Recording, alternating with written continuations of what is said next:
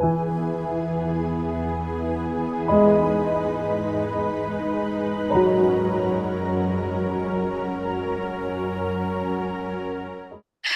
మహాకృపను బట్టి ఈరోజు ఈ విధంగా మరొక అంశాన్ని దేవుడు మనకి ధ్యానించుకోవటానికి కొన్ని అత్యవసరమైన విషయాలను మనం పాటించడానికి దేవుడు మంచి అనుకూలతను ఈ దినం మనకు ప్రసాదించాడు. అందును బట్టి దేవునికి హృదయపూర్వకంగా ఈ క్షణం నేను ఆయనకి కృతజ్ఞతాస్తుతులు చెల్లిస్తున్నాను. ప్రియులారా, ఈరోజు మనం చాలా అత్యవసరమైన పాఠాన్ని ఆలోచించబోతున్నాము. ఇవన్నీ కూడా మన ఆధ్యాత్మిక జీవితానికి చాలా అవసరమైనవి. ప్రతిదినం ఉదయం లేవగానే ఈ శరీరాన్ని సుఖపరచటానికి, శరీరాన్ని ఆరోగ్యంగా ఉంచటానికి, భవిష్యత్తులో రాబోయే ప్రమాదాలు, అనేకమైన వ్యాధుల నుంచి తప్పించుకోవటానికి శరీరానికి ఎంత ప్రాముఖ్యతనైతే ఇస్తున్నామో, ఎంత ఆరోగ్య విషయాన్ని, ఆరోగ్య సూత్రాల్ని పాటిస్తున్నామో, ఆధ్యాత్మిక జీవితం అనగా భక్తి జీవితానికొచ్చేసరికి అంతకు మించిన శ్రద్ధ, అంతకు మించిన ఆసక్తి ఆత్మ విషయమైన సంగతులపై మనం ఉంచవలసిన అవసరత ఉంది. ఈరోజు మనం ఆలోచించబోయే అంశం అంత ప్రాముఖ్యమైనదే. మత్తయి సువార్త 10వ అధ్యాయం 41 వచనంలోనికి మనం వెళ్లి, ఆ వచన సారాంశాన్ని ఈరోజు మనం నేర్చుకోగలిగితే, మత్తయి సువార్త 10వ అధ్యాయము 41 వచనండి. చూద్దామండి. ఏమక్కడ దేవుడు రాయించి ఇచ్చాడో. ప్రవక్త ప్రవక్త అని ప్రవక్తను చేర్చుకునివాడు ప్రవక్త ఫలము పొందును.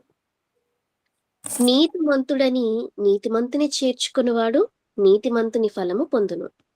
మరియు శిష్యుడు అని ఎవడు ఈ చిన్న వారిలో ఒకనికి గిన్నెడు చన్నీలు మాత్రము త్రాగనిచ్చునో వాడు తన ఫలము పోగొట్టుకొనడని నిశ్చయముగా మీతో చెప్పుచున్నాను.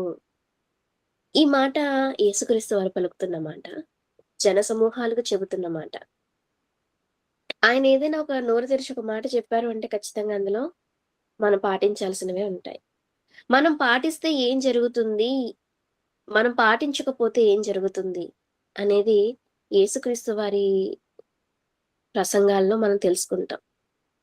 మనం ఎవరినైనా ఒక వ్యక్తిని చేర్చుకోవాలి అనుకుంటే ఆ వ్యక్తి ఎవరు ఏంటి అనేది ముందు ఆలోచిస్తాం. అతను గొప్పవాడా, లేకపోతే అతను మనకి దగ్గర చుట్టమా, బంధువా అని ఆలోచిస్తాం. ఇక్కడ యేసుక్రీస్తు వారు ఒక ప్రాముఖ్యమైన విషయాన్ని చెబుతున్నారు ప్రజలకి.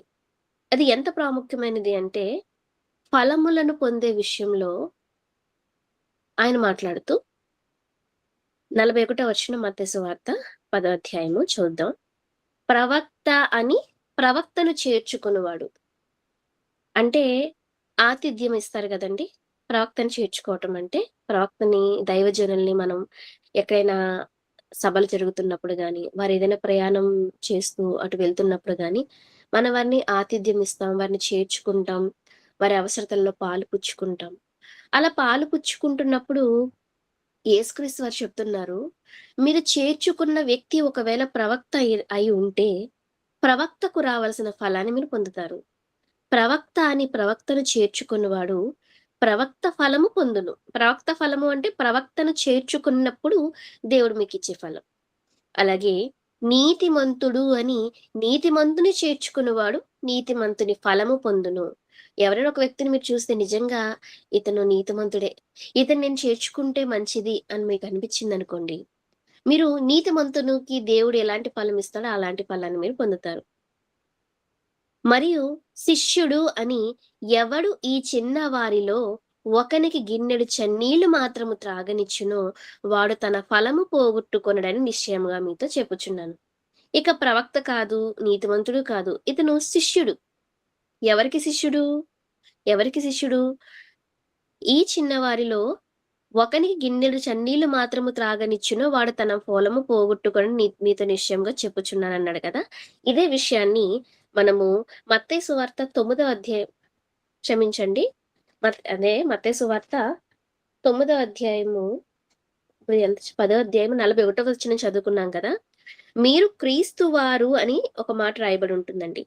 మీరు క్రీస్తు వారని ఎవరైతే మిమ్మల్ని చేర్చుకుంటారో వారు ఫలము పోగొట్టుకోరు అంటున్నారు. ఇప్పుడు ఫలము, ప్రవక్త ఫలము, నీతిమంతుని ఫలము అని అంటున్నారు కదా! అసలు ప్రవక్త ఫలం ఉంటే ఎలా ఉంటుందో ముందది చూసుకొని, ఇక క్రీస్తు వారు అని ఎవరినైతే మనం చేర్చుకున్నామో, వారికి రావాల్సిన ఫలం ఎలాంటివి ఉంటుందో మనం ముందు చూసుకుందాం. మొదటిగా రాజుల 2వ గ్రంథం 4 అధ్యాయం 8 వచనం చూద్దామండి. ఒక దినమందు ఒక దినమందు ఎలీషా షూనేము పట్టణమునకు పోగా అచ్చట హ్మ్. గనురాలైన హ్మ్. ఒక స్త్రీ హ్మ్. భోజనముకు రమ్మని అతని బలవంతం చేసిన గనుక అతడు ఆ మార్గమున వచ్చినప్పుడెల్లా ఆమె ఇంట భోజనం చేయుచు వచ్చెను.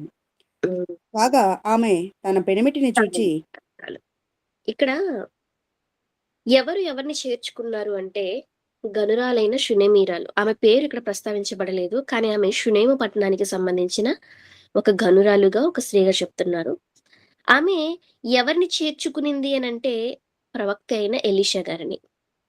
ప్రవక్తని చేర్చుకుంటే ఎలాంటి ఫలం పొందుతారు? ప్రవక్త ఫలము పొందుదురు అని యేసు ప్రభుల వారు చెప్పారు. ఇప్పుడు ప్రవక్తని ఈమె చేర్చుకున్నందుకు ఈమె పొందుకున్న ఫలమేంటండి? గర్భఫలాన్ని పొందుకుంది. అప్పటి వరకు ఆమెకి సంతానం లేదు. సంతానం కోసమే ఒకవేళ ఆమె అడిగిందేమోనని ఎలీషా గారు ఇదిగో నేను మళ్ళా వస్తాను. ఆ సంవత్సరానికి బాబు పుడతాడని గాని నిజంగానే పుట్టారు. ఫలాన్ని పొందుకుంది. అయితే ఆ బిడ్డ క క కొంతకాలమైన తర్వాత మరణిస్తే మరలా ఆ బిడ్డను బ్రతికించారు ఎలీషా గారు. ఏవండీ భూమి మీద ఎవరికైనా ఏదైనా ఒక ఆస్తి ఉంది అంటే అది పిల్లలే. పిల్లల తర్వాతే ఏదైనా. చనిపోయిన పిల్లలు లేని వారికి పిల్లలు పుట్టడం ఒక ఎత్తయితే, చనిపోయిన పిల్లవాడిని బ్రతికించి ఇచ్చారంటే ఈ ప్రవక్త ఫలం ఎంత గొప్పది. నిజంగా షునేమీరాలు మరణించిన తన కుమారుణ్ణి ఏ ఫలం ద్వారా పొందిందంటారు? ప్రవక్తను చేర్చుకుంది. ప్రవక్త ఫలాన్ని ఆమె పొందగలిగింది. ఇక మరొక సందర్భాన్ని కూడా మనం చూడగలిగితే అదే రాజుల 2వ గ్రంథం 8వ అధ్యాయాన్ని మనం చూడగలిగితే ప్రియులారా, మొదటి వచనం. ఒకనాడు ఎలీషా తాను హ్మ్. బ్రతికించిన బిడ్డకు తల్లి హ్మ్. అయిన ఆమెను పిలిచి హ్మ్. హ్మ్. యెహోవా క్షామకాలము రప్పింపబోచున్నాడు. 7 హ్మ్. సంవత్సరములు దేశంలో క్షామం కలుగునని చెప్పి నీవు హ్మ్. లేచి నీవును నీ ఇంటి వారును ఎచ్చట నుండుట అనుకూలమో అచ్చటికి పోవుడనగా ఆ! ఆ స్త్రీ లేచి దైవజనుని మాట చొప్పున చేసి తన హ్మ్. ఇంటి వారిని తోడుకొని ఫిలిష్తీయుల దేశమునకు పోయి 7 సంవత్సరములు అక్కడ వాసము చేసెను. ఏవండీ ఈ మాట వినటానికి, చదువుకోవడానికి 2 వచనాల్లో అయింది కానీ 7 సంవత్సరాల వ్యవధుందిక్కడ. ప్రవక్త ఫలము ఎంత గొప్పదో తెలియటానికి, అర్థం కావడానికే ఈ సందర్భాన్ని మీ ముందుంచాలి అనుకున్నాను ఈ దినం. తాను బ్రతికించిన బిడ్డకు తల్లి అయిన ఆమెను పిలిచి, ఎందుకు ఆమెను పిలిచాడు? క్షామమొస్తుంది అన్న విషయం ఎవరికైనా చెప్పాడా? ఎలీషా గారు ప్రవక్త? ఎవరికీ చెప్పలేదు. ఎవరికి చెప్పారు అంటే, తనకు ఆతిథ్యం ఇస్తూ వస్తున్న ఆ షునేమీరాలికి ఆయన చెప్పారు. షునేమీరాలికి ఆయన చెప్పిన తర్వాత ఆమె ఏం చేసిందండి? రెండవ వచనం. ఆ స్త్రీ లేచి దైవజనుని మాట చొప్పున చేసి తన ఇంటి వారిని తోడుకొని ఫిలిష్తీయుల దేశమునకు పోయి 7 సంవత్సరములు అక్కడ వాసము చేసెను. ఏవండీ నిజంగా పాస్టర్ గారు ఈ మాట చెప్పారండి ప్రవక్త. మనం వెళ్ళిపోదాము ఉన్న ఫలంగా అంటే ఏ భర్త సిద్ధపడతాడండి? అప్పటికప్పుడు అన్నీ వదులుకొని, వాళ్ళ భూమిని వదులుకొని ఆవిడ గనురాలు అన్నాడు, ఆతిథ్యం ఇచ్చింది అన్నాడంటే తనకి ఒకరికి పెట్టే స్థాయిలోనే ఆమె ఉంది. గనురాలుగానే ఉంది. అటువంటిది ఉన్న దేశాన్ని విడిచిపెట్టి వేరే దేశంలో 7 సంవత్సరాలు ఆమె ఉండగలిగింది అంటే భర్తని తన మాట వినేలా ఎలా చేసుకుందంటే తన భయభక్తుల వలన, ప్రవర్తన వల్లే నేను అనుకుంటున్నాను. ఎందుకంటే స్త్రీల మాట వినే పురుషులు తక్కువ మందుంటారు. చాలా తక్కువ వరకుంటారు. కానీ ప్రవక్త దైవజనుడు చెప్పాడు అనగానే నిజం ఆ దైవజనుడు ఎలా చెప్పాడా సరే అని చెప్పి వాళ్ళేం చేశారటండి, ఫిలిష్తీయుల దేశంలోనికి వెళ్ళిపోయారు. మూడవ వచనం. అయితే ఆ 7 సంవత్సరములు గతించిన తరువాత ఆ స్త్రీ ఫిలిష్తీయుల దేశములో నుండి వచ్చి తన ఇంటిని గూర్చియు, భూమిని గూర్చియు మనవి చేయుటకై రాజునొద్దకు పోయెను. ఏవండీ 7 సంవత్సరాలు గడిచిన తర్వాత ఫిలిష్తీయుల దేశం నుంచి మళ్ళా ఇశ్రాయేల్ దేశానికొచ్చేసింది. వచ్చిన ఈమె ఏ భూమినైతే, ఏ ఇంటినైతే ఆమె వదిలేసి వెళ్ళిపోయిందో, అది నాకు మరలా తిరిగి ఇప్పించండి అని చెప్పడానికి ఎలీషా గారి దగ్గరికొచ్చిందండి. క్షమించండి రాజుగారి దగ్గరికొచ్చింది. ఇప్పుడు ఇక్కడ మనం తెలుసుకోవాల్సిన ఒక ప్రాముఖ్యమైన విషయం ఒకటుంది. ఏంటో చెప్పమంటారా? కరువొస్తుంది, క్షామము వస్తుంది అని ఎలీషా గారు రాజుకు చెప్పాడా? దేశ ప్రజలందరికీ చెప్పాడా? ఎవరికీ చెప్పలేదు. మొదట ఆ క్షామం నుండి తన కుటుంబం బయటపడాలి అని చెప్పి వారికొక మేలు చేశాడు మొదటగా. అంతకుముందే గర్భఫలాన్ని ఇచ్చాడు, మరణించిన కుమారుడిని లేపాడు. ఆ తర్వాత ఈ క్షామంలో వారు ఇబ్బంది పడతారని చెప్పి ఊరు దాటి వెళ్ళిపోమన్నాడు. ఈ 3 మనసులో పెట్టుకోండి. క్షామమొస్తే ఊరు దాటి వెళ్ళిపోమన్నాడు, దేశాన్ని విడిచిపెట్టి వెళ్ళిపోమన్నాడు అంటే, ఆ క్షామం అంత గొప్పదా అంటే, అదే రాజుల రెండో గ్రంథంలో ఏ ఏడవ అధ్యాయమా? ఆ రాజుల రెండవ గ్రంథం 6 అధ్యాయంలో ఎంత గొప్ప కరువొచ్చిందో మనకక్కడ క్లియర్‌గా చెప్తారండి. ఆ రాజుల రెండవ గ్రంథం 6 అధ్యాయం 25వ వచనంలో, గాడిద తల రూ. 80కి అరపావు పావురపు రెట్ట. ఏవండీ పావురం కాదండి.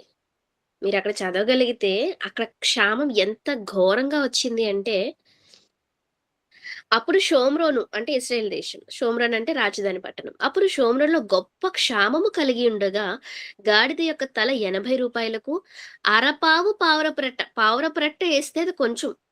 ఆ పావురపు రెట్టలో పావు గూడా కాదు. పావులో అరపావు.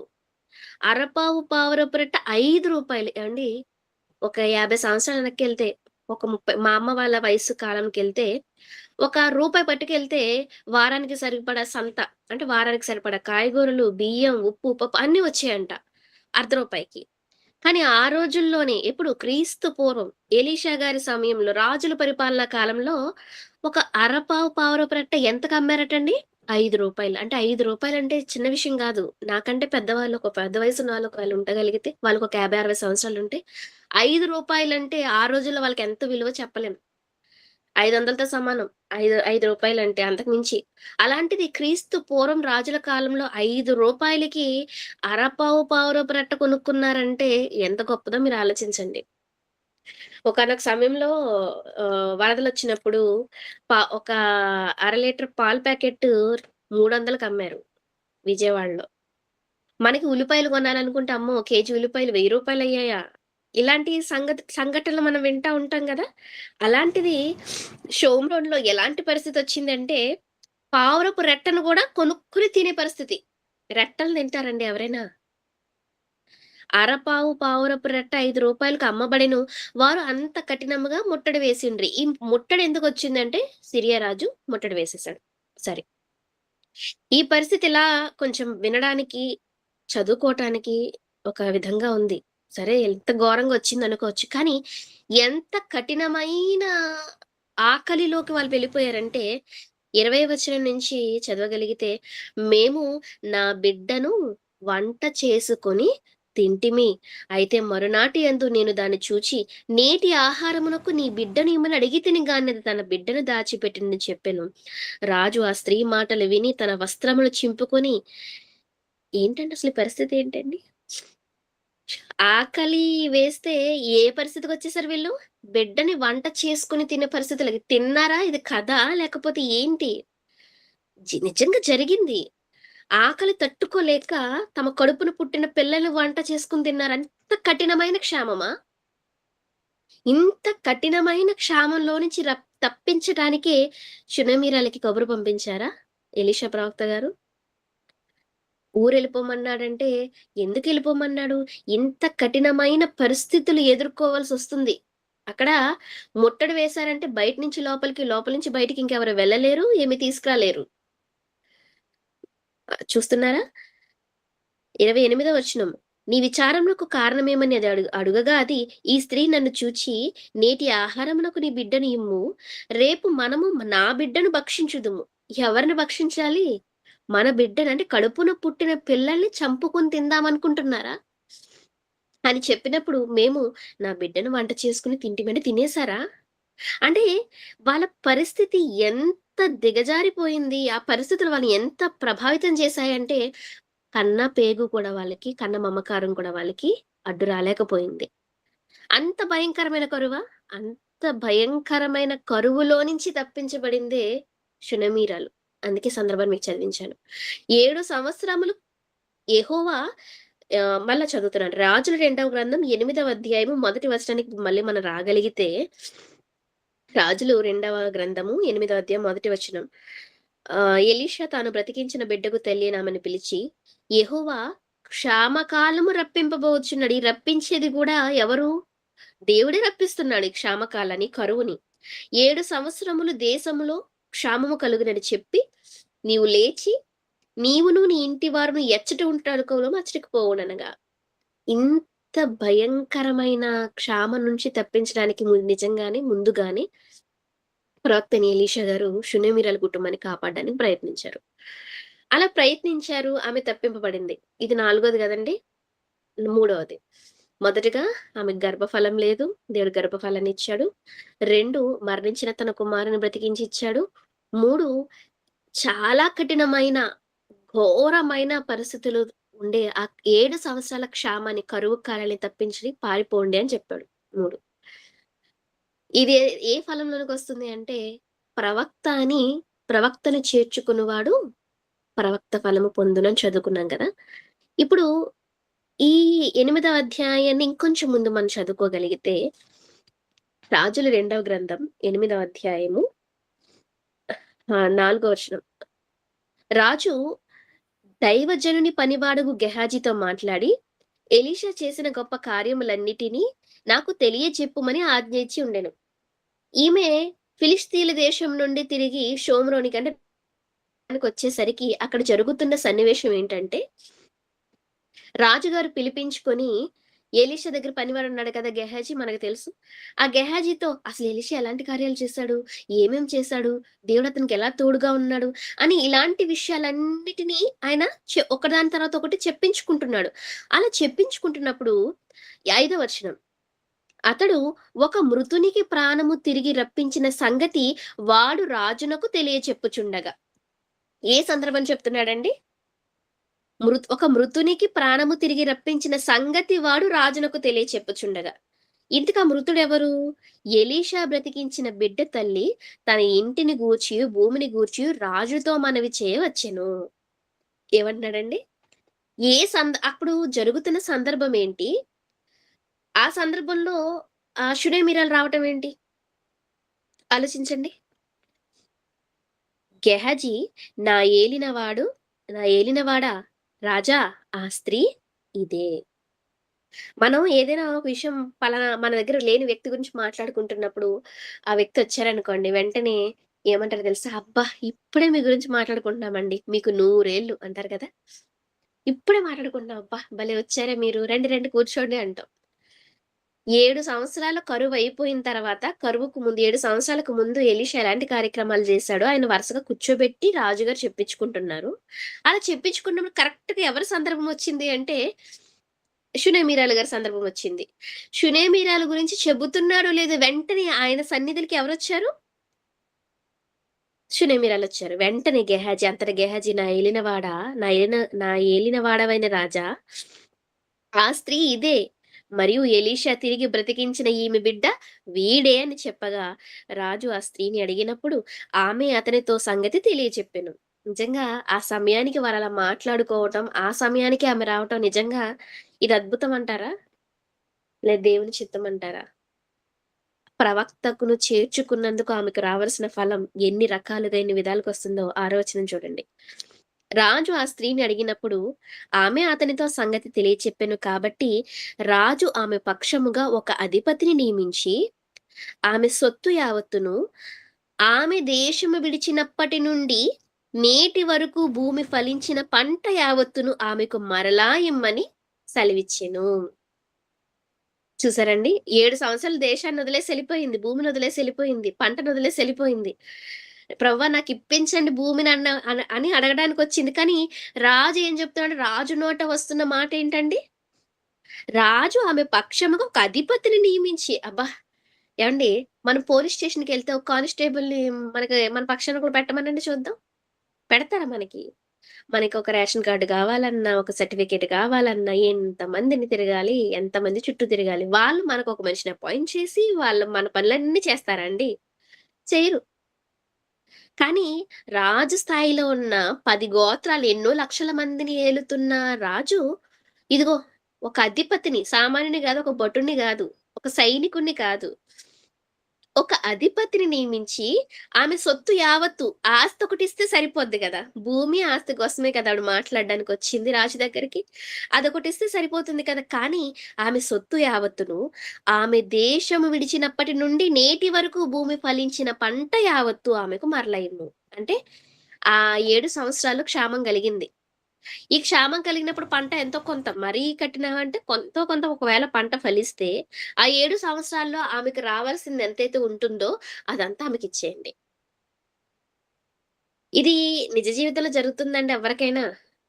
చాలా కష్టం. మీరు ఒక 2, 3 నెలలు ఆఫీస్ మానేశారు. వర్క్ మానేశారు. మీకు ఆ ఉద్యోగం ఉంచుతారా? తీసేస్తారా? అసలు మీరు మానేస్తేనే నెక్స్ట్ డేనే ఆ ప్లేస్‌లో ఇంకొకరిని అపాయింట్ జేస్తారు. మీకు రావాల్సిన సాలరీ వాళ్ళకిస్తారు. అటువంటిది 3 నెలల తర్వాత మీరెళ్లి నా ఉద్యోగం నాకిచ్చేయండి. 3 నెలల నుంచి నేను పని జేయడానికి రాలేదు గాబట్టి 3 నెలల జీతం గూడా నాకిచ్చేయండి అనంటే పైనుంచి కింద వరకు జూస్తారు.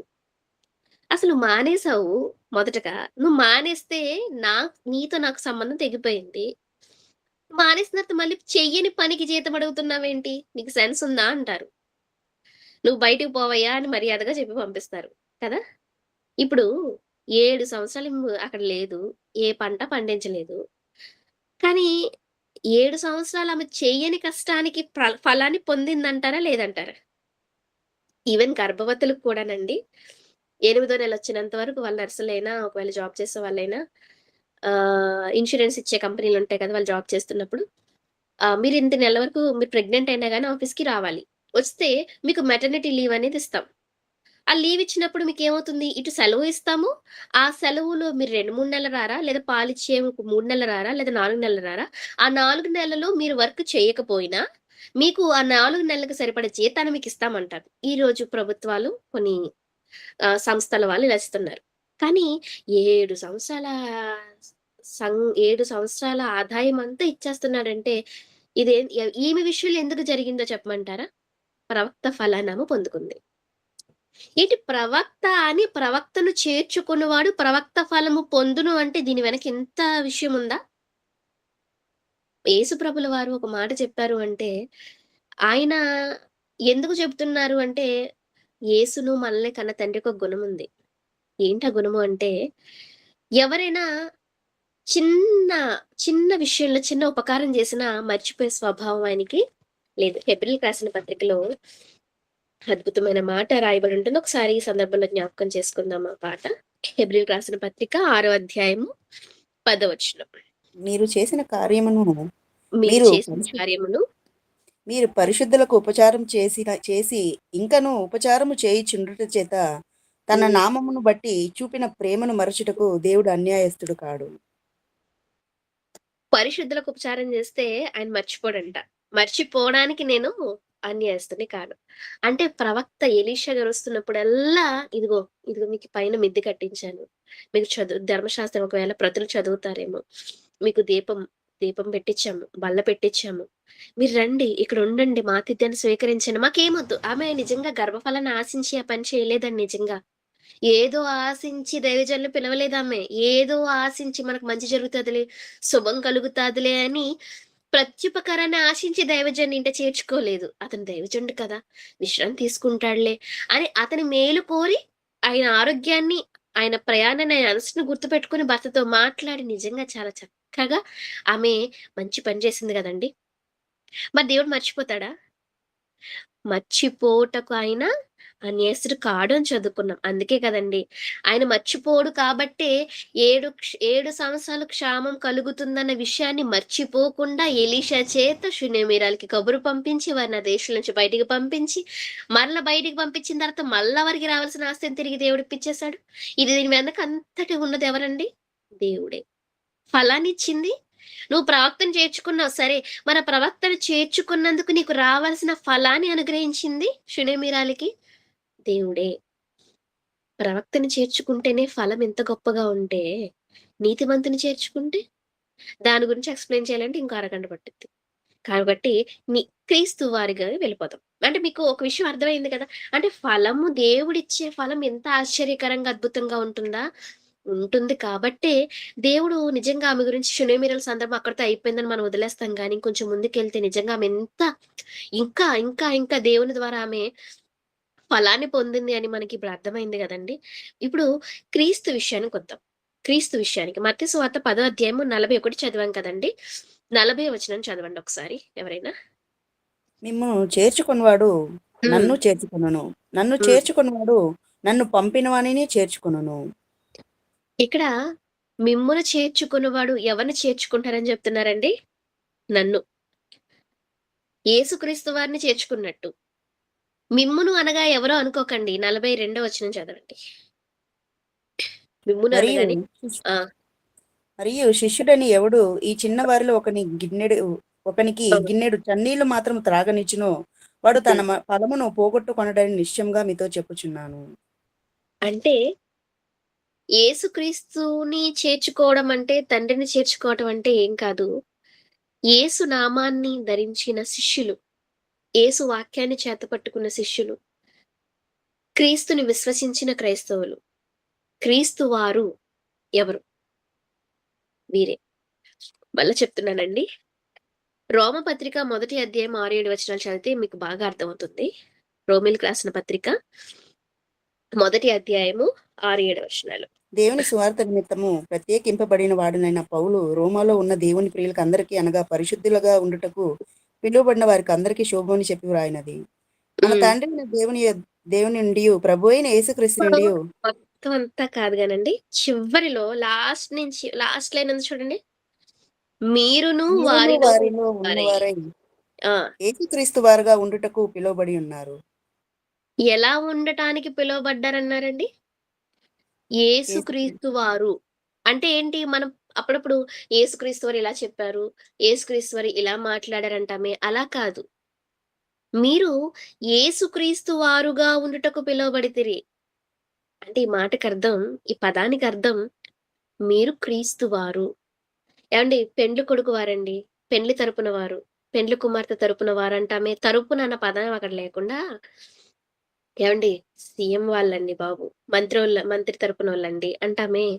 అలాగే ఎవరైతే యేసుక్రీస్తునందు విశ్వాసం ఉంచుతారో, ఆయన్ని రక్షకుడని అంగీకరిస్తారో, వారందరినీ బాప్తిస్మం పొందిన తర్వాత ఎలా పిలుస్తున్నారండి? మీరును వారిలో ఉన్నవారై యేసుక్రీస్తు వారుగా ఉండుటకు పిలువబడితిరి. అంటే ఎప్పుడైతే మీరు బాప్తిస్మం పొంది క్రీస్తులోనికొచ్చేసారో, మీరు ఎవరి వారో తెలుసా? మా వారు అని స్త్రీలు భర్త కోసం చెప్పుకుంటారు. యేసుక్రీస్తు వారు అని యేసుక్రీస్తు వారు ఎవరి గురించి చెప్పుకుంటున్నారంటే, సంఘం గురించి చెప్తున్నారు. కొరింథీయులకు రాసిన మొదటి పత్రిక 3 అధ్యాయం 23 వచనం కూడా చూద్దామండి. మీరు క్రీస్తు వారు, క్రీస్తు దేవుని వాడు. మీరెవరు? క్రీస్తు హ్మ్. వారు. అంటే మీరు క్రీస్తు వారు అంటే, మీరు మీ సొత్తు గాదు. మీరు క్రీస్తు వారు. మీ పదానికి మీకు అర్థమైందనే అనుకుంటున్నాను నేను. ఎందుకంటే ఆహ్, పదాలు ఒకేలాగున్నప్పటికీ ఒక్కొక్క సందర్భంలో వాటి భావాలు మారిపోతూ ఉంటాయి. మీరు క్రీస్తు వారు అంటే మీరు ఇక మీరు మీ సొంతం గాదు. మీకు ఈ లోకానికి సంబంధం లేదు. నువ్వు నా సొత్తు. నువ్వు నా దానివి అని భర్త భార్యని ఎంత అధికారికంగా, ఎంత హక్కుతో అంటాడో, అలాగే యేసుక్రీస్తు వారి కోసం మాట్లాడుతూ పౌలు గారు చెప్తున్నారు. మీరెవరో తెలుసా? మీరు క్రీస్తు వారు. బాప్తిస్మం పొందిన వారంతా క్రీస్తు వారు. ఓకే. బాప్తిస్మం పొందుతున్న వారు క్రీస్తు వారైనప్పుడు, ఈ క్రీస్తు వారి గురించి యేసుక్రీస్తు వారు చెబుతున్న ఈ విలువైన మాట మరలా మనం చదవగలిగితే, ఎవడు శిష్యుడని ఈ చిన్నవానిలో ఒకనికి గిన్నెడు చన్నీళ్లు మాత్రము త్రాగనిచ్చునో. అంటే మీరు ఒక పూట భోజనం పెట్టక్కర్లేదు. వాళ్ళకి విలువైన బంగారు నగలు ఇవ్వక్కర్లేదు. ఆభరణాలు ఇవ్వనక్కర్లేదు. కానీ మీరేం చేయాలో తెలుసా? గిన్నెడు చన్నీళ్ళు మాత్రం తాగనిస్తాడో వాడికి ఫలం అన్నాడు. గిన్నెడు అంటే ఒక తాగడానికి నీళ్ళిస్తేనే ఫలమిస్తాడా? నీళ్లు తాగిస్తే ఫలమా? ఇప్పుడు నేను మీతో దేవుని మాటలు చెప్తున్నానండి. ఈ క్షణంలో ఎవరైనా నాకు గిన్నెడు నీళ్ళు తీసుకొచ్చి ఇచ్చారనుకోండి, వాళ్ళకి ఫలం ఎళ్ళిపోతుంది. ఫలము అంటే మీకు అర్థం కావడానికి ఒక ఉదాహరణ చెప్తున్నాను. ఫలము అంటే ఇదిగో ఒక గ్లాసు నీళ్ళిస్తే నీకు రూ. 10 అన్నావనుకోండి. చిన్న పిల్లలకి చెప్తాం గదా! ఇదిగో నువ్వు ఇది తీసురా నీకు రూ. 10 ఇస్తానని చెప్తాం కదా! ఇప్పుడు యేసుక్రీస్తు వారు అంటున్నారు, గిన్నెడు చన్నీళ్ళు మాత్రం అంటే ఏదో వెండి, బంగారం, దమ్ బిర్యానీ, చికెన్ బిర్యానీ, విలువైన బట్టలు, విలువైన ఇల్లు, ఆస్తులు కాదు. ఎవరు ఇతని శిష్యుడు. అమ్మో! ఇతని క్రీస్తు శిష్యుడు. యేసుక్రీస్తు వారమ్మా! ఇతనికి మనం చన్నీళ్ళైనా ఇద్దామని చెప్పి మీరు గిన్నెడు చన్నీళ్ళు మాత్రం త్రాగనిస్తే మీకు రావలసిన ఫలం పోగొట్టుకోరు. రావలసిన ఫలం పోగొట్టుకోరు అంటే గిన్నెడు చన్నీళ్ళకి కూడా, వాటర్ బాటిల్‌కి కూడా యేసుక్రీస్తు వారు ఏమిస్తారంటున్నారు మనకి? ఫలం ఇస్తానంటున్నారు. నిజంగా సంతోష్ ఆపరేషన్ జరుగుతుంది అనుకున్నప్పుడు నిజంగా అనూహ్యంగా పరిశుద్ధులందరూ నిజంగా సంతోష్ చేస్తున్న సేవలో పాలిభాగస్తులు కావాలి. ఆయన అనారోగ్యంతో ఉన్నారు. ఆయనకు ఆపరేషన్ జరగాలని ఎంతోమంది తమకి ఉన్నా లేకపోయినా ఆయన బాగుపడాలి అని ఇచ్చిన వారి పరిస్థితి తెలుసు. వాళ్ళ పరిస్థితి వాళ్ళకే తెలుసు కాబట్టి, ఇప్పుడు ఇది నాకు లేకపోయినా పర్వాలేదు. ఇది చేరాలి అని అప్పటికే పాటల కోసం సమకూరుస్తున్నారు. అప్పటికే వాళ్ళ సంఘాల్లో ఉన్న వాళ్ళకి బాలేదు. ఈ పరిస్థితుల్లో ప్రస్తుతం వాతావరణ పరిస్థితులు బాలేక చాలా మంది హాస్పిటల్స్ చుట్టూ తిరుగుతున్నారు. ఎన్ని అవసరతలున్నా ఏమున్నా ముందు క్రీస్తు వాడైన అతనికి నా సహాయాన్ని నేను పంపించాలి అని ఎందరో అనేక ప్రాంతాల నుంచి, రాష్ట్రాల నుంచి సహాయాన్ని అందించారు. వారు తమకు రావాల్సిన ఫలాన్ని పోగొట్టుకోరు. అంటే ఎవడు క్రీస్తు శిష్యుడు అని గిన్నెడు చన్నీళ్ళిస్తేనే ఫలాన్ని పోగొట్టుకోరు అంటున్నారే! అండ్ మరి ధనాన్నిస్తే, వాళ్ళకి ఆహారం బెడితే, వాళ్ళకి వస్త్రాలనిస్తే, వాళ్ళు ప్రయాణాలకు వెళ్తున్నప్పుడు వాళ్ళకి ఛార్జీలిస్తే పోగొట్టుకుంటారా ఫలాన్ని? పోగొట్టుకోరు. దేవుడిచ్చే ఫలాన్ని పోగొట్టుకోరు అంటున్నారు. పోగొట్టుకోరు అంటున్నప్పుడు నాదొక చిన్న మాట. పోగొట్టుకోడు అన్నదానికి వ్యతిరేక పదం ఏంటో చెప్పండి? పోగొట్టుకుంటారు. హుహు. ఇక్కడ యేసుక్రీస్తు వారు ప్రస్తావించిన పదం నన్ను చాలా ఆశ్చర్యపరిచిందండి. తమకు రావాల్సిన ఫలాన్ని పొందుతాడు అన్నారా? పోగొట్టుకోడు అన్నారా? ప్రవక్త ఫలము పొందును, నీతిమంతుని ఫలము పొందునని మనం పైన చదువుకున్నాం. కిందకొచ్చేసరికి శిష్యుడు అని ఎవనికి గిన్నెడు చన్నీలు మాత్రం మీరు త్రాగనిచ్చారో వాడు తనకు రావాల్సిన ఫలము పోగొట్టుకోడు అంటున్నాడంటే, పోగొట్టుకునే వాళ్ళు కూడా ఉంటారా? వాడు తనకు రావాల్సిన ఫలము పొందును అన్నాడా? పోగొట్టుకోడు అన్నాడా? అంటే ఫలమొస్తుంది, పోగొట్టుకోడు. ఈరోజు మనం ఆలోచించబోయే అంశం వచ్చే ఫలం గురించి కాదు. ఫలము పోగొట్టుకొనని క్రీస్తు వారెవరు అంటే, పోగొట్టుకునే క్రైస్తవులు గూడా ఉన్నారు అని అర్థం చేసుకోవటానికి. నిజంగా యేసుక్రీస్తు వారు ఫలాన్నిస్తారు. మరి ఫలాన్నిచ్చిన ఆయన ద్వారా మరలా తిరిగి ఫలాన్ని అధికం చేసుకుంటున్నారా? లేదా ఉన్న ఫలాన్ని పోగొట్టుకునేవారుగా క్రైస్తవులుంటున్నారా? ఈరోజు మనం ఇది ఆలోచించాలండి. ఒక మాట ఖచ్చితమైన మాటుంటుంది. మీరు క్రీస్తు వారన్న మాట తప్పకుండా మార్కు సువార్తలో ఉంటుంది. ప్రస్తుతం నాకది కనిపించట్లేదు. నేను రాసుకున్నాననుకున్నాను దాన్ని. సరే. మీరు క్రీస్తు వారు అని అంటున్నారు గదా! మీరు క్రీస్తు వారని ఎవనికి గిన్నెడు చన్నీళ్ళిస్తారో ఫలం పోగొట్టుకోరు. ఫలం పోగొట్టుకోరు. అంటే దేవుడు అన్యాయస్తుడు కాదు కాబట్టి ఆయన మనకు రావాల్సిన ప్రతిదాన్ని ఈవెన్ గ్లాసు నీళ్ళిచ్చినా, వాళ్ళకి మీరొక పూట భోజనం పెట్టినా, వారికి వస్త్రాలిచ్చినా, వారికి సేద తీర్చుకోవడానికి లేదా మీ గృహాన్ని ఒక శునిమిరాల్లాగా కాసేపిచ్చినా, ఏది చేసినా దేవుడు ఖచ్చితంగా మీకు ఫలాన్ని ఇచ్చేస్తాడు. ఉంచుకోడు, దాచుకోడు. కానీ ఒక వ్యక్తికి మంచి చేస్తున్నప్పుడు ఇది చాలా జాగ్రత్తగా వినాలండి. మనసులో మనం పెట్టుకోవాల్సిన సంగతిది. ఏవండీ ఇతను నిజంగా దేవుని సేవకుడండి. క్రీస్తు శిష్యుడండి. యేసుక్రీస్తు నమ్ముకున్న సహోదరుడండి. క్రీస్తు వారండి అని చెప్తున్నారే. ఒకనికి మంచి చేసే విషయంలో, ఒకరిని ఆదుకునే విషయంలో వీరు క్రీస్తు వారు అని మనం ఆలోచించగలుగుతున్నప్పుడు, సహోదరునికి విరోధముగా మాట్లాడుతున్నప్పుడు, సహోదరునికి విరోధముగా ఆటంకమైన పనులు చేస్తున్నప్పుడు కూడా ఇదే విషయాన్ని ప్రతి క్రైస్తవులు గుర్తుపెట్టుకోవాలి. సహాయం చేసినప్పుడు నిజమే నేను చేశాను కదా! హమ్మయ్య! నాకు లేకపోయినా గాని పాటలకిచ్చేశాను. నాకు లేకపోయినా అక్కడ సభలు పెడుతున్నారు కాబట్టి నేను సహాయం చేశాను కాబట్టి నాకు ఫలం వచ్చిందనుకుంటున్నాం. ఫలం వచ్చే సందర్భాలే చూసుకుంటున్నామే గాని, పాపాన్ని పోగు చేసే సందర్భాలు కూడా మనకి ఉన్నాయి. ఆ సందర్భాలలో మనం జాగ్రత్త పడాలి. ఎలాంటి సందర్భాలు? ఎలాంటి సందర్భాల్లో చూద్దాం. కొరింథీయులకు రాసిన మొదటి పత్రిక 8వ అధ్యాయము 11వ వచనం. అందువలన ఎవని కొరకు క్రీస్తు చనిపోయినో ఆ హ్మ్. బలహీనుడైన ఆ నీ హ్మ్. సహోదరుడు నీ హ్మ్. జ్ఞానమును బట్టి నశించును. హ్మ్. ఇలాగూ సహోదరులకు విరోధముగా పాపము చేయుట వలనను వారి హ్మ్. బలహీనమైన మనస్సాక్షిని నొప్పించుట వలనను మీరు హ్మ్. క్రీస్తునకు విరోధముగా పాపము చేయువారగుచున్నారు. ఇక్కడ రావలసిన ఫలం గురించి చెప్తున్నారా?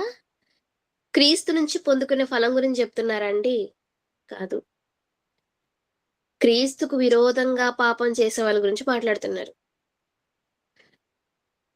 ఎవని కొరకు క్రీస్తు చనిపోయెనో ఈ మాట చాలా చాలా శ్రేష్టమైన మాట. ఎవని కొరకు క్రీస్తు చనిపోయెనో అంటే సామాన్యమైన విషయం గాదండి. ఇప్పుడు ఆహ్, మనం అందరం వాక్యం నేర్చుకుంది జయశాలి తాతయ్య దగ్గర కాబట్టి, ఎవరి కోసం జయశాలి గారు 12,00,000 చెక్కిచ్చారో అన్నామనుకోండి. 12,00,000 చెక్కు ఎవరికైతే జయశాలి గారు ఇచ్చారో అన్నామనుకోండి. ఇప్పుడు మనందరి దృష్టిలో ఎవరు గొప్పవాళ్ళవుతారు? జయశాలి అంతటి మహానుభావుడు ఇన్ని లక్షల చెక్కుని ఈ మనిషికిచ్చాడా? ఎవరా మనిషి? ఎవరా మనిషి చూడాలి. ఏంటి ఇతనికిచ్చాడా? అంత విలువుందా అతనికి? అనుకుంటారు. జయశాలి గారు తాను వాడుకునే ఖరీదైన కారుని ఇతనికిచ్చాడు. ఎవరు? ఇతనా? అంటే ఒక గొప్ప వ్యక్తి మరొకనికి తన విలువైనది తక్కువది గాదు. ఒక గొప్ప స్థాయిలో ఉన్న వ్యక్తి శ్రేష్టమైన వాటిని, విలువైన వాటిని మరొకరికిస్తే ఆ పొందుకున్న వ్యక్తి చాలా గొప్పవాడు. ఇప్పుడు భూప్రపంచంలో ముల్లోకాల్లో శ్రేష్ఠుడు, ఘనుడు, గొప్పవాడు యేసుక్రీస్తు వారు. ఆయన ఏమిచ్చారో తెలుసా? ప్రాణమిచ్చారు. ఎవరి కోసం? డబ్బులు, బట్టలు, ఇల్లు, ఆస్తి ఇవేవి కాదు. పరలోకానికి అతను అర్హుడు కావటం కోసం తన ప్రాణాన్ని పెట్టేశాడు. చనిపోయాడు. నీకోసం నేను చచ్చిపోతానంటే చచ్చిపోయేటంతగా ఆ విలువ ఆయన ఎవరికిచ్చారంటే, ఇదిగో ఇక్కడ కొంతమంది పేర్లు కనిపిస్తున్నాయి నాకు. నవనీత, ధన, అలాగే శ్యామ్, అలాగే Benjamin, Jayaraju, Pushpa, Elizabeth, Benjamin, Sharada, Lavanya, Deevena. ఎవని కొరకు క్రీస్తు చనిపోయెనో అంటే, జయరాజు గారి కోసం క్రీస్తు చనిపోయారు. దీవెన కోసం క్రీస్తు చనిపోయారు. అలాగే పుష్ప గారి కోసం చనిపోయారు. లావణ్య గారి కోసం చనిపోయారు. ఎవరి కొరకు క్రీస్తు చనిపోయెనో ఆ లావణ్యని, ఎవని కొరకైతే క్రీస్తు సిలువెక్కారో ఆ బెంజమిన్‌ని, ఎవరి కోసమైతే క్రీస్తు చనిపోయాడో ఆ పుష్పని నువ్వు బాధ పెడితే, ఆ పుష్ప నీ వల్ల నీ జ్ఞానం బట్టి దేవునికి దూరమైపోతే, నశించిపోతే మీకర్థమవుతుందా ఈ మాటకర్థం? ఎవని కొరకు క్రీస్తు చనిపోయెనో ఆ బలహీనుడైన నీ సహోదరుడు నీ జ్ఞానమును బట్టి నశించును. ఇలాగు సహోదరులకు విరోధముగా పాపము చేయుట వలన వారి బలహీనమైన మనస్సాక్షిని నొప్పించుట వలన మీరు క్రీస్తుకు విరోధంగా పాపము చేయువారగుచున్నారు. అంటే మన సహోదరులలో ఎవరైనా గాని మన ప్రవర్తన వలన, మనకున్న జ్ఞానం వలన ఎవరైనా క్రీస్తుని విడిచి వెళ్ళిపోతే దానికి బైబిల్ చెప్తున్న మాట, మీరు క్రీస్తుకే విరోధంగా పాపం జేస్తున్నారు. అసలు యేసుక్రీస్తు వారే పాపాలని తీయటానికొచ్చాడు. పాపాలను తీశాడు. కానీ మన వలన ఒక సహోదరుడి మనస్సాక్షి బలహీనపడినా అదే కదండీ! వారి బలహీనమైన మనస్సాక్షి నొప్పించినా, ఒకవేళ నేనేదో గొప్ప జ్ఞానిని అనుకోని నువ్వు చేసే కొన్ని కొన్ని కార్యక్రమాల వలన, నీ యొక్క పనుల వలన బలహీనమైన సహోదరుడు క్రీస్తుని విడిచి వెళ్ళిపోతే, నీ యొక్క జ్ఞానాన్ని బట్టి అతను నశించిపోతే, ఎవరికి విరోధంగా పాపం చేసిన వాళ్ళయ్యారు? క్రీస్తుకు విరోధంగా. క్రీస్తుకు విరోధంగా పాపం చేస్తే, మరి ఒకవేళ క్రీస్తుకు విరోధంగా పాపం చేసిన వ్యక్తి ఎవరికైనా ఆశ్రయం ఇవ్వచ్చు. ఎవరికైనా ఆకలేస్తే అన్నం పెట్టొచ్చు. ఇప్పుడు అన్నం పెట్టినందుకు ఆ ఫలం పొందుకుంటాడా? ఒక వ్యక్తి క్రీస్తునందున్న సహోదరుని మనస్సాక్షిని నొప్పించినందుకు ఆ ఫలం పొందుకుంటాడా? ఆలోచించాలి. సహోదరులకు విరోధముగా పాపము చేయుట వలనను, వారి బలహీనమైన మనస్సాక్షిని నొప్పించుట వలనను గాయపరచడం ఉందండి ఫుట్ నోట్‌లో. వారి బలహీనమైన మనస్సాక్షిని గాయపరుచుట వల్లను మీరు క్రీస్తునకు విరోధముగా పాపము చేయవరగుచున్నారు. అంటే క్రీస్తు నుండి రావలసిన ఫలాన్ని పొందుకోవలసిన క్రైస్తవులమైన మనము కొన్ని కొన్ని సందర్భాలలో మన సంఘంలో ఉన్న సహోదరుల విషయంలో గాని, లేదా ఆహ్, మన వారి వారి యొక్క మనస్సాక్షిని మన మాటల వలన, మన జ్ఞానము వలన, మన క్రియల వలన వాళ్ళ యొక్క మనస్సాక్షి గనక గాయపరచబడితే, మనం పాపం చేసిన వాళ్ళమవుతున్నాం అంటున్నాడు. పాపం చేస్తున్నామా మనం? నిజంగా ఒకరి మనస్సాక్షి, ఒకరి మనసు మన వలన దుఃఖపరచబడితే, మన మాటల వలన వాళ్ళ మనసు గాయపడితే, వారు దుఃఖిస్తే అది దేవుని దృష్టికి హితం అనుకుంటున్నారా? పాత నిబంధనలో కూడా దేవుడు ఇదే మాటను ఒకసారి ప్రస్తావిస్తూ ఏహెచ్కేలు గ్రంథం 13వ అధ్యాయం 20 వచనంలో ఏహెచ్కేలు గ్రంథం 13వ అధ్యాయము 20 వచనం మనం చూడగలిగితే, ప్రభువైన యెహోవా ఇలాగూ సెలవిచ్చుచున్నాడు, నేను దుఃఖపరచని నీతిమంతుని మనస్సును అబద్ధముల చేత మీరు దుఃఖింపజేయుదురు. అంటే దేవుడు కూడా వాళ్ళు దుఃఖపడడం ఇష్టపడడు. వాళ్ళు ఏడిస్తే, వాళ్ళు బాధపడితే చూడలేడు. కానీ అలాంటి వారిని సైతం బాధ పెట్టేస్తున్నారా? బాధపెడుతున్నారు. ఇప్పుడు కొత్త నిబంధనలో యేసుక్రీస్తు వారిని నమ్మిన విశ్వాసులు అని చెప్పుకుంటూ, మేమందరం ఒకే సంఘం, మేమందరం క్రైస్తవులమని చెప్పుకుంటూ, సహోదరులమని చెప్పుకుంటూ, యేసుక్రీస్తు వారిని ఎరిగిన వారి మనస్సును ఏం చేస్తున్నారు? నొప్పిస్తున్నారు. నొప్పిస్తే విరోధంగా పాపం చేసిన వాళ్ళ, క్రీస్తుకు విరోధమైన పాపం చేసిన వాళ్ళ? ఏవండి, నేనే ఉన్నానండి దీవెన. ఇప్పుడు నేను మిమ్మల్ని బాధ పెట్టాను. మీ మనసుని నొప్పించాను.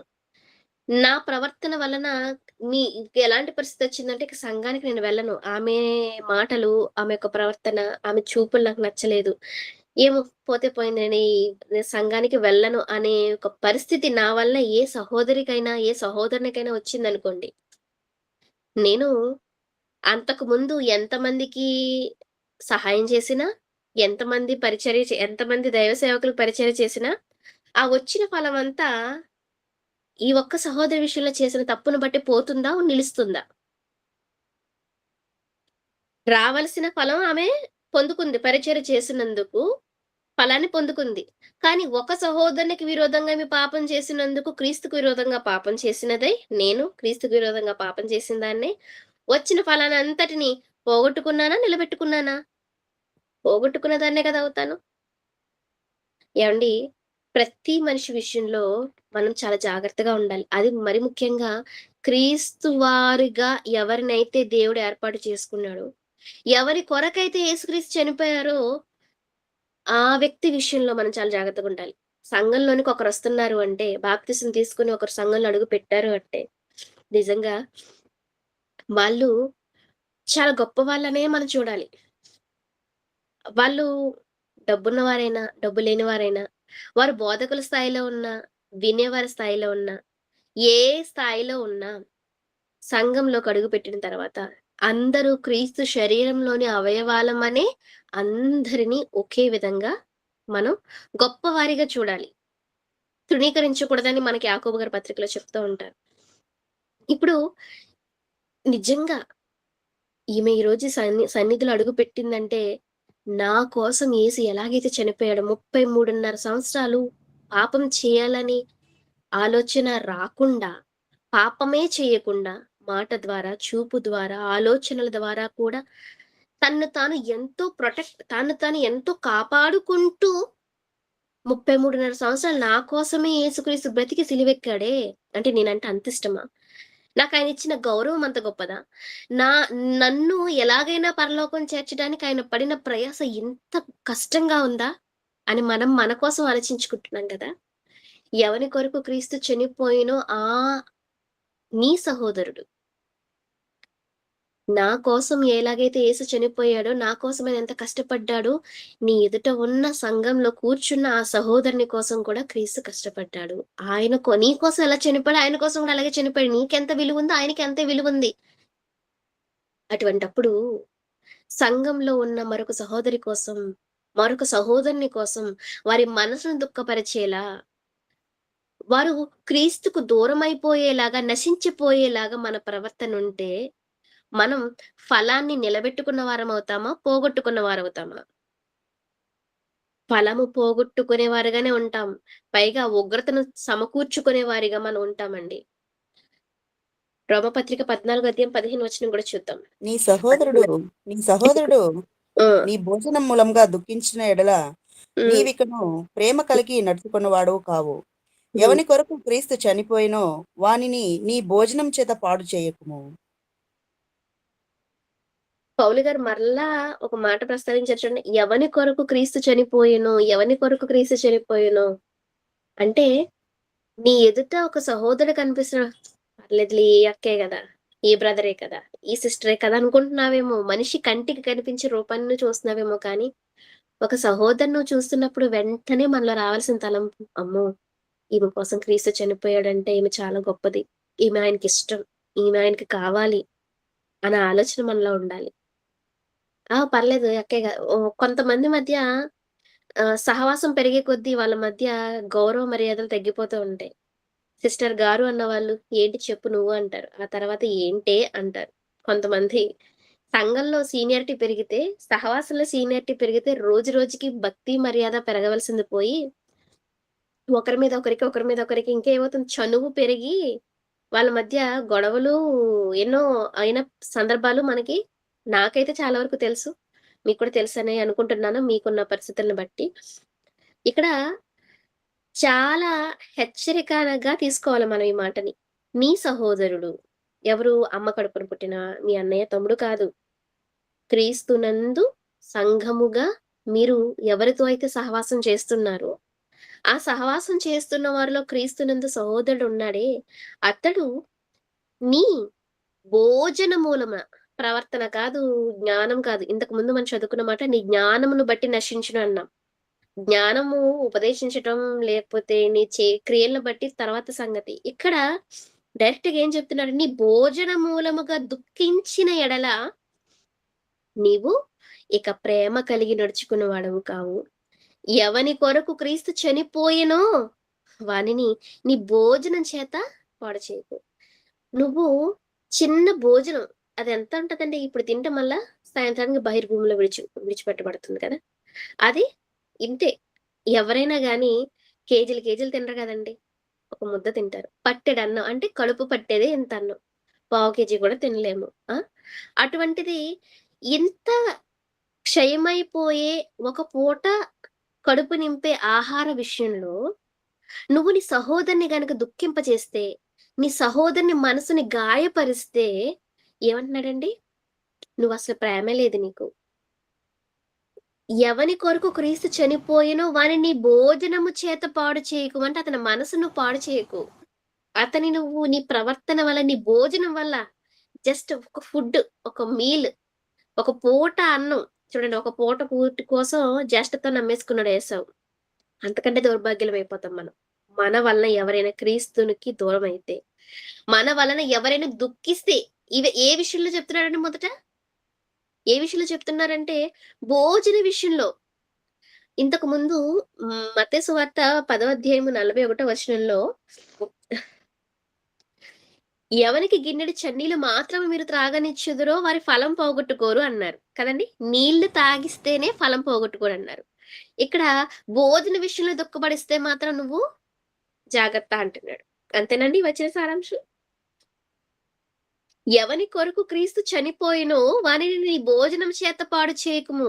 అంటే నువ్వొక సహోదరునికి విరోధంగా మాట్లాడడం కాదు.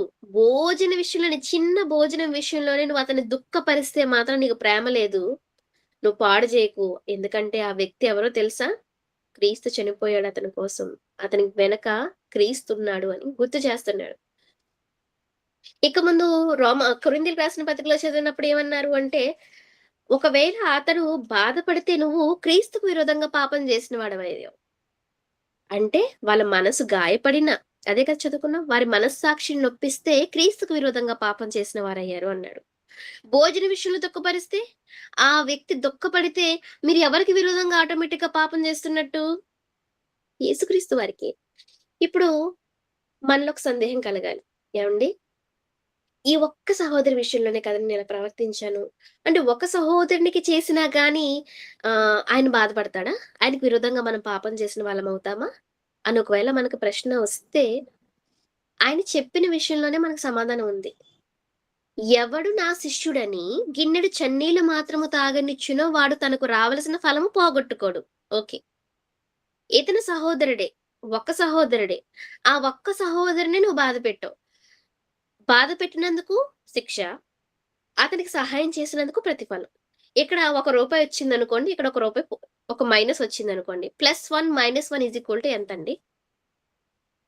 +1 - 1 ఎంత? 2 అవుతుందా?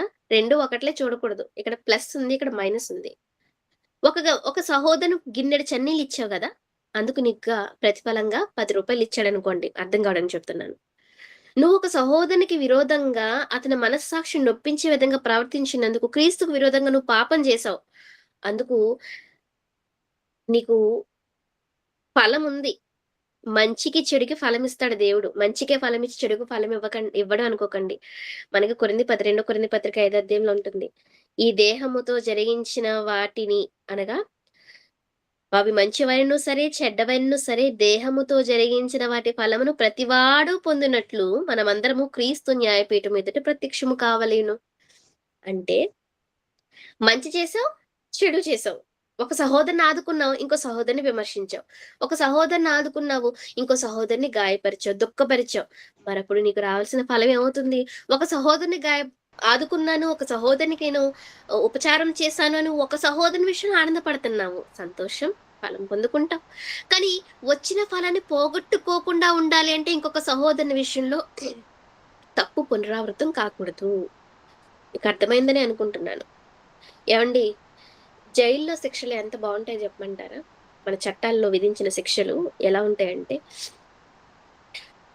ఒక వ్యక్తిని చంపేశారండి.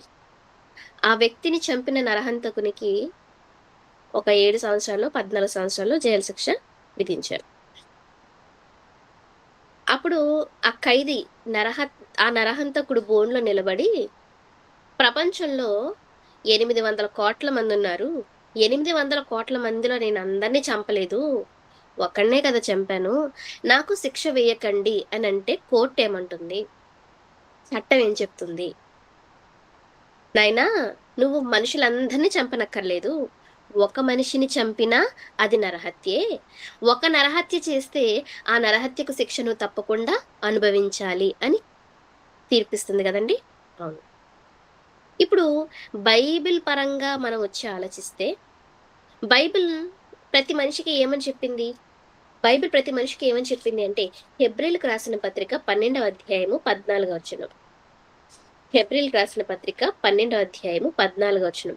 అందరితో సమాధానమును, పరిశుద్ధతయు కలిగి ఉండుటకు ప్రయత్నించుడి. పరిశుద్ధత లేకుండా ఎవడును ప్రభువును చూడడు. ఇక్కడ ఏం చెప్తున్నారండి? ఒకరితో అన్నారా?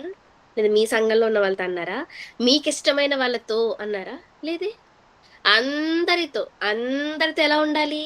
సమాధానము, పరిశుద్ధత కలిగి ఉండడానికి ప్రయత్నించండి. ప్రయత్నించండి ఎందుకన్నారు చెప్పమంటారా? ప్రయత్నం దగ్గరే మనం చాలా మంది విఫలమైపోతున్నాం. అసలు ప్రయత్నం స్టార్ట్ చేస్తే సక్సెస్ అవుతామో లేదన్నది డౌటే. ఎందుకంటే అస్సలు మనుషుల్లో సమాధానం కలిగి ఉండడం చాలా కష్టం. చెప్పాను గదా! గడిచిన వారం మాట్లాడుకున్నాం. భార్యాభర్తల మధ్య సమాధానం ఉండదు. అన్నదమ్ముల మధ్య సమాధానం ఉండదు. ఇంక అందరితోనూ అంటే ఒక తల్లి కడుపున పుట్టిన వాళ్ళనే ఉండట్లేదు. 10 ఏళ్ళు కలిసి కాపురం చేస్తున్న, ఒకే ఇంట్లో సహవాసం ఉన్న భార్యాభర్తల మధ్య ఉండటం లేదు. ఒకే ఆఫీస్‌లో ఉద్యోగం చేస్తున్న కొలీగ్స్ మధ్య సమాధానం ఉండట్లేదు. ఇప్పుడు అందరితోనూ ఉండాలి అంటే అందరితోనూ సమాధానం, అందరితోనూ పరిశుద్ధత కలిగి ఉండాలి అంటున్నాడంటే ఇది కష్టమా? సులువా? ప్రభువా కష్టం నాయన. అందుకే కలిగి ఉండటానికి మీరు ప్రయత్నించండి. ఇప్పుడు ప్రయత్నించకపోతే నష్టం ఏంటనుకుంటున్నారా? పరిశుద్ధత లేకుండా ఎవడును ప్రభువును చూడడు. అంటే ఈ పరిశుద్ధత మనకుంటేనే పరిశుద్ధుడైన దేవుణ్ణి మనం చూడగలం. ప్రతి మనిషితో పరిశుద్ధంగా ఉంటూ అంటే ప్రతి మనిషితో పరిశుద్ధంగా ఉండడం అంటే వారితో అపవిత్ర ప్రవర్తన కలిగి ఉండకూడదు. బ్యాక్ స్లైడింగ్ అంటే తను హ్మ్. ట్రాన్స్‌పరెంట్‌గా నేను ముఖాముఖిగా మీతో ఎలాగైతే ఉంటానో మీరు నా ఎదుట లేనప్పుడు, నా ఎదురు ప్రత్యక్షంగా లేనప్పుడు కూడా, మీరు నా దగ్గర లేనప్పుడు కూడా అదే మంచి మనస్సాక్షితో నేను మీ ఎదుట ప్రవర్తించాలి. ఇప్పుడు నేను మీకు కనబడుతున్నాను కాబట్టి నా దగ్గర మంచిగా మాట్లాడి, సంఘంలో నేను రానప్పుడు నా గురించి ఇంకొకరితో చెడ్డగా మాట్లాడి, అప్పుడు ఈ విషయాలన్నీ నాకు తెలిసి, నా మనసు దుఃఖపడి, నేను ఈ సంఘానికి ఎందుకు రావాలని చెప్పి క్రీస్తుకే దూరమైపోతే, ఇప్పుడు క్రీస్తుకు విరోధంగా పాపం చేసిన వారిలో ఎవరెళ్ళిపోతున్నారు? ఆలోచించండి.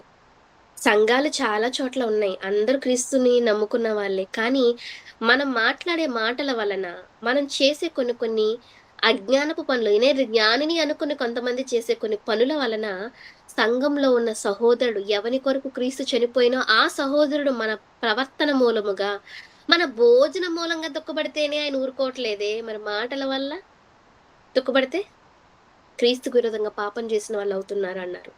మరి మన మాటలు జాగ్రత్తగా చూసుకోవాలా వద్దా? మన ప్రవర్తన జాగ్రత్తగా చూసుకోవాలా వద్దా? అందుకే అంటున్నాను, అందరితోనూ సమాధానమును, పరిశుద్ధతయు కలిగియుండుటకు ప్రయత్నించుడి. ప్రభువా, నేను అందరిని అనలేదు. ఆ ఒక్క సిస్టర్‌నే అన్నాను. ఆ ఒక్క బ్రదర్‌నే అన్నాను. ఆ ఒక్క బ్రదరే అలా అయ్యాడు అనంటే, శిక్ష తొమ్ 799 మందిని అతను చంపినందుకు కాదు. ఒక్క వ్యక్తిని చంపినందుకే నరశిక్ష. అదే ఉరి శిక్ష. ఆ! మరి ఒక్క సహోదరినే నేను బాధపెట్టాను. ఒక్క సహోదరినే నేనన్నాను అంటే దేవుడు ఒప్పుకుంటాడా? లోక చట్టాలే ఒక మనిషిని చంపినందుకు ఒప్పుకోవట్లేదు. ఒక మనిషిని గాయపరిస్తే ఒప్పుకోవట్లేదు. మరి ఒక సహోదరిని చూచి వ్యర్థుడా అని అతన్ని బాధపెడితే, ఒక సహోదరిని చూచి అతన్ని సంఘంలో నుంచి వెళ్ళిపోయే విధంగా అతన్ని మనం ఇబ్బంది పెడితే ఒప్పుకుంటాడా? యేసుక్రీస్తు వారు ఏం చెప్పారండి మత్తయి సువార్త 5 అధ్యాయంలో? మనకు బాగా తెలిసిన ఈ మాటలన్నీ. మత్తయి సువార్త 5 అధ్యాయము 22 వచనం. తన సహోదరుని మీద కోపపడు ప్రతివాడు విమర్శకు లోనగును. తన సహోదరుని మీద కోప్పడితే ఎందులోకెళ్తారంటున్నారండి? విమర్శ. విమర్శ అంటే తీర్పులోకెళ్తాం అనే గదా! తన సహోదరుని మీద కోపపడు ప్రతివాడు ఏమవుతాడు? విమర్శకు లోనగును. తన సహోదరుని చూచి వ్యర్థుడా అని చెప్పేవాడు మహాసభకు లోనగును. ద్రోహి అని చెప్పేవాడు నరకాగ్నికి లోనగును. ఎవరిని చూసి చెప్తూ ఈ మాటలని అంటున్నాడాయన? శత్రువుని చూసా? సహోదరుని చూసా? తన సహోదరుని చూచి, తన సహోదరుడు ఇవే కదండీ చెప్తున్నాడు. అంటే ఎవని కొరకు క్రీస్తు చనిపోయాడో, ఎవరైతే సంఘంగా మనం క్రైస్తవులము, క్రీస్తు వారమని ప్రత్యేకంగా చెప్పుకుంటూ, ఒకరి మీద సణుగుతూ, ఒకరితో మంచిగా ఉంటూ, నేను బాగున్నానులే అని మనకు మనం అనుకుంటే అది హితం కాదండి. ప్రవక్త ఫలాన్ని ఎలీషా ఫలాన్ని ప్రవక్తకు రావాల్సిన ఫలాన్ని షునేమీరాలు పొందుకున్నారు. చాలా బాగుంది ఆ ఫలం. అయితే క్రీస్తు వారు అని శిష్యుల్లో గిన్నెడు చన్నీళ్ళిస్తేనే ఫలం పోగొట్టుకోరు అన్నారు. మనం పొందుకుంటాం ఖచ్చితంగా. ఖచ్చితంగా దేవుడు ఫలాన్ని మనకిస్తాడు. కానీ ఒకరి దగ్గర ఫలాన్ని పొందుకోవడంలో మనం ఎంత ఆసక్తి చూపిస్తున్నామో, వచ్చిన ఫలాన్ని పోగొట్టుకోకుండా, క్రీస్తుకు విరోధంగా పాపం చేయకుండా, మన నోటిని, మన ప్రవర్తనను, మన క్రియలను అంతే భద్రంగా, జాగ్రత్తగా కాపాడుకోవాలి. ఎందుకంటే, ఎవని కొరకు క్రీస్తు చనిపోయినో, ఆ సహోదరుడు నీ మూలముగా సంఘానికి దూరమైన, అంటే నీ జ్ఞానాన్ని బట్టి నశించిన, నీ భోజనం చేత దుఃఖపడిన, వారి బలహీనమైన మనస్సాక్షి నొప్పించబడిన, క్రీస్తు దగ్గర నుంచి ఫలం పొందుకోవడం సంగతి తర్వాత. క్రీస్తుకు విరోధంగా పాపం చేస్తున్నాం. మరి క్రీస్తుకు విరోధంగా పాపం చేస్తే క్షమాపణ ఉందా అండి? ఆ! చెప్పండి. క్రీస్తుకు విరోధంగా పాపం చేస్తే దేవుడు ఊరుకుంటాడా? అందుకేనండి దేవుడు చెప్పాడు. మీరు సమస్త మనుషులతోనూ సమాధానంగా ఉండండి. మీరు దయచేసి మీకు నోరుంది కదా! నేనిష్టం వచ్చినట్టు మాట్లాడతానని ఎవరి మీద నోరు తెరవకండి. ఎందుకంటే పలుకబడిన ప్రతి మాటకి విమర్శ సమయాన మనల్ని దేవుడు లెక్కడుగుతానన్నాడు కదా! అడుగుతానన్నాడు. అలా అడుగుతాను అన్నప్పుడు మన మాటల ద్వారా ఇంకెందుకు మరొక సహోదరుని మనసుని మనం నొప్పించాలి? అలా నొప్పిస్తే దేవునికి హితమా? విరోధంగా పాపం చేసిన వారవుతున్నామా? ఆయన దగ్గర నుంచి ఫలాలు పొందుకొని ఆనందపడి పరలోకంలో అడుగుపెట్టాల్సిన మనము, మనం ఫలాలు పోగొట్టుకొని ఆయన ఇచ్చే ఉగ్రతకు పాత్రులమవుదామా?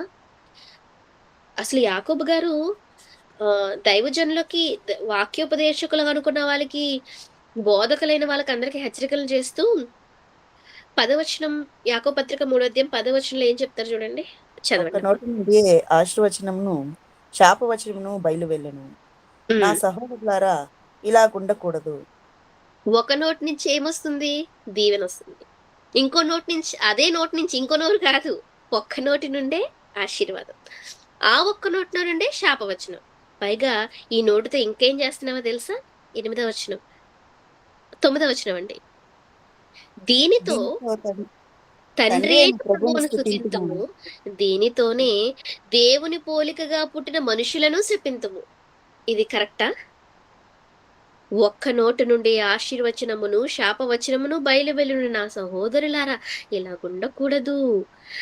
నీటి బుగ్గలో ఒక్క జల్ నుండి తీయనీరు, చేదు నీరును ఊరునా?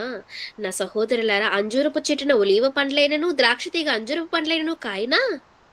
అంటే ఇక్కడ చెప్తున్నారు. అబ్బా! దేవుని మాటలు ప్రసంగాలు చేసేస్తున్నాను కాబట్టి, అబ్బా! ఈ నోరెంత గొప్పదో అనుకోకండి. ఈసారి ఈ నోటి నుంచి, నా నోటి నుంచి దేవుని స్తుతిస్తున్నాను కదా!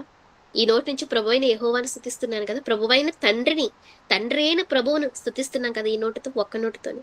మరి ఇదే నోటితో ఇంకో సహోదరుని గాయపరిచేలాగా, ఇంకో సహోదరి మనసును నొప్పించేలాగా ఎందుకు మాట్లాడుతుంది ఈ నాలుక? అలా ఉండాలంటుందా? ఉండకూడదంటుందా? ఉండకూడదు. ఇలా ఉండకూడదు, ఇలా ఉండకూడదు సహోదరులారా అని యాకోబు గారు దైవజనులకి, బోధకులకి, క్రైస్తవులందరికీ చెప్తున్నారు. కానీ కొరింథీ పత్రికలో ఏం చెప్తున్నారు పౌలు గారు అంటే, సహోదరుని మనస్సాక్షిని నొప్పిస్తే క్రీస్తుకు విరోధంగా పాపం చేస్తున్నావు. క్రీస్తుకు విరోధంగా పాపం చేస్తున్నావు. క్రీస్తుకు విరోధంగా పాపం చేసే ధైర్యం ఉందా మనకి? మనకు తెలియట్లేదు. మనం పాపమే చేస్తున్నామేమో కొందరు సహోదరుల విషయంలో జాగ్రత్త పడదాం. మన వలన క్రీస్తులోనికి ఒకరు రావాలే తప్ప, క్రీస్తులోనికి వచ్చిన వారు బయటికి వెళ్ళిపోకూడదు.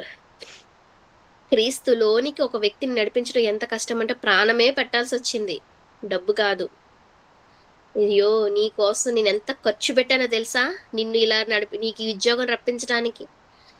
నిన్ను చదివించటానికి నేనెన్ని లక్షలు ఖర్చు పెట్టానో తెలుసా? ఎంత కాయ కష్టం చేశానో తెలుసా? ఎంత నిద్ర, తిండి లేకుండా నీ కోసం నేను ఎంత డబ్బు సమకూర్చానో తెలుసా అని తల్లిదండ్రులు మాట్లాడతారే.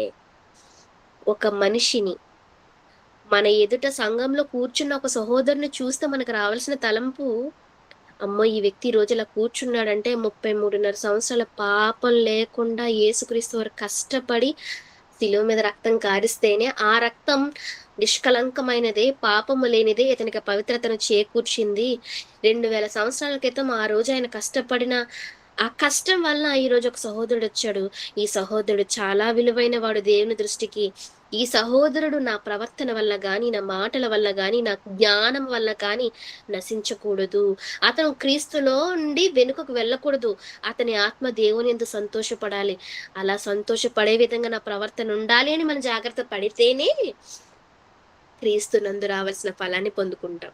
లేదంటే క్రీస్తుకు విరోధంగా పాపం చేసిన వాళ్ళమవుతాం. మరిప్పుడు ఫలము రావలసిన ఫలాన్ని పోగొట్టుకోకుండా క్రీస్తు వారుగా మనం ఉండాలి అంటే మనం ఏం చేయాలండి?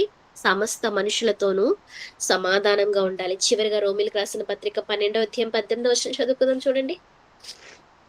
రోమీయులకు రాసిన పత్రిక 12వ శక్యమైతే అధ్యాయం 18వ వచనం.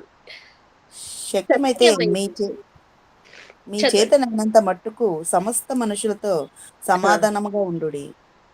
చెప్తున్నారు కదండీ! మీరు దయచేసి తొందరపడకండి. శక్యమైతే అంటే వీలు కుదిరినంత వరకు అందరితో సమాధానంగా ఉండండి. ఇంతకుముందు మనం చదువుకున్న పరిశుద్ధంగా. సహోదరుల ఎడల పరిశుద్ధంగా ఉండమనంటే మిస్‌బిహేవ్ చేయమని కాదు అక్కడ అర్థం. మిస్‌బిహేవ్ అంటే ఈరోజు సమాజంలో అర్థం వేరు. మిస్‌బిహేవ్ అంటే ఓన్లీ స్త్రీ పురుషులకు మధ్య జరిగే మిస్‌బిహేవియర్ గురించి మాట్లాడడం లేదిక్కడ. స్త్రీ, పురుషుడని కాదు. ప్రతి ఒక్కరు సహోదరులే. సహోదరులు, సహోదరుల మధ్య పరిశుద్ధతే ఉండాలి. పరిశుద్ధత లేకుండా ప్రభువుని ఎవరు చూడరంటే మనకర్థమైపోవాలి. అమ్మో! ఈ సహోదరుని పట్ల నా మనసు యథార్థంగా లేదే. ఈ సహోదరుని ఎదుట నా మనసు పరిశుద్ధంగా లేదే. అంటే ఒకరి విషయంలో పరిశుద్ధత లేకపోతే నేను ప్రభువుని చూడలేనా? పరిశుద్ధత లేకుండా ఎవడును ప్రభువుని చూడడు అని చెప్పేసాడంటే ఇది ఖచ్చితం గదా! మరి ఖచ్చితమైనప్పుడు నేను నా ప్రవర్తన మార్చుకోవడానికి ఏం చేయాలి?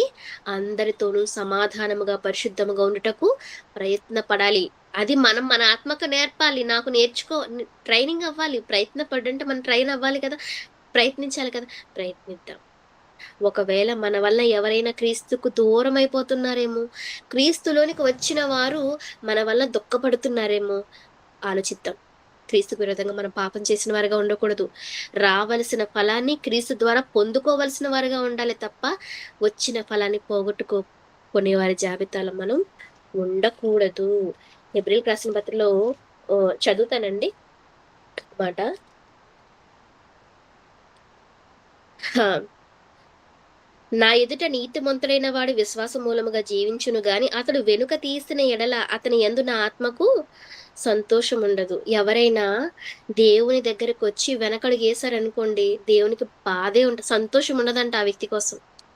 ఒక విశ్వాసి సంఘంలోకి అడుగుపెట్టిన తర్వాత అతని వలన పరలోకంలో సంతోషం కలుగుతుందని లోకాసువార్తలో మనం చదువుకుంటాం. పరలోకంలో ఎక్కువ సంతోషం కలుగుతుందని.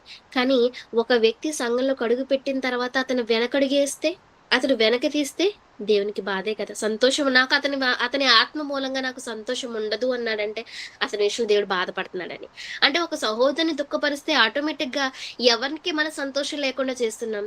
దేవునికి.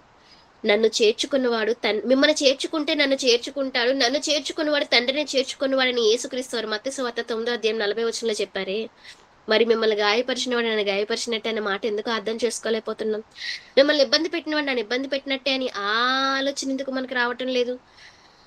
పౌలు గారు అందరిని హింసించుకుంటూ వెళ్ళిపోతున్న సమయంలో శిష్యుల్ని బెదిరిస్తూ వాళ్ళని మరణం వరకు హింసిస్తున్న సందర్భంలో సౌలా సౌలా నువ్వెందుకు నన్ను హింసిస్తున్నావని యేసుక్రీస్తు వారు అన్నారంటే తన శిష్యుల్ని హింసించేవాడు తను హింసించినట్టే కదా యేసుక్రీస్తు వారు భావించారు.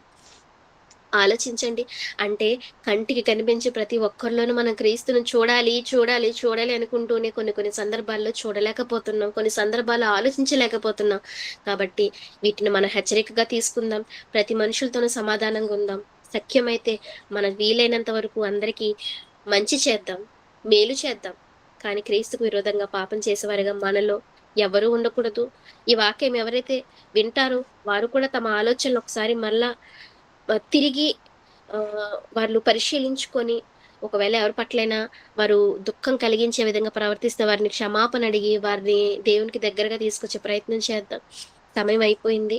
నిజంగా దేవుడు ఈ నెల రోజులు మీతో వాక్యం పంచుకునే అవకాశం నాకిచ్చినందుకు నేను ధన్యురాలని భావిస్తున్నాను. అయితే కేవలం ఈ మాటలు వినడానికి కాదు, నేనేదో చెప్పానని కాదు. ఇది నాకు, మీకు, ప్రపంచంలో యావత్ క్రైస్తవులకు పాటించవలసిన ఆధ్యాత్మికమైన విషయాలివన్నీ.